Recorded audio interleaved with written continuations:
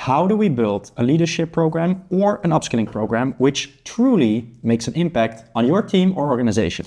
Well, to optimize engagement and to facilitate deeper learning, a multimodal approach is needed. This means incorporating video showcases, diversifying teaching modalities, and even using specific engagement modeling techniques. Yeah, because this approach will induce physiological changes, which are associated with heightened attention and focus, such as decreased eye blink rate and increased pupil dilation.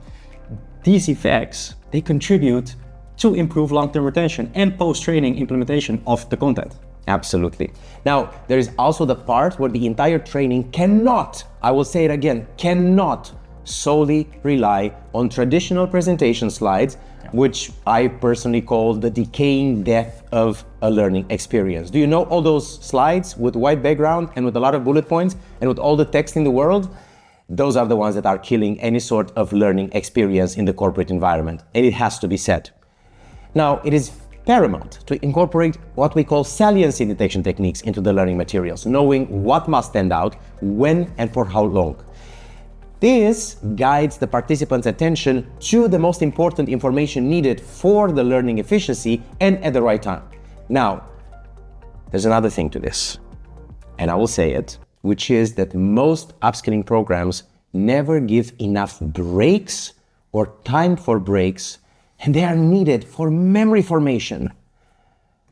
And I will let that sink in. Absolutely, fully agree. And another fundamental aspect is also attentional flexibility, because this is a very important skill for professionals to have in today's world. And a training should demand adaptability and efficient cognitive switching, but there is a science to doing this effectively and not overdoing it in the process, which is very important. So important that you say not overdoing it in the process.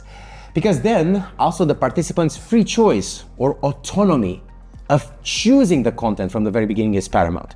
What does that mean? It means that your typical agenda, well, this is what we're going to do today and in this order, and we're going to interrupt any sort of conversations or questions because we need to follow the agenda, is one of the worst things that can happen to an upskilling program and to the process of retention of adult professionals and adult learners overall. So actually, you need to adapt and you need to give free choice and free will and autonomy to choosing their own content and to go in whatever direction.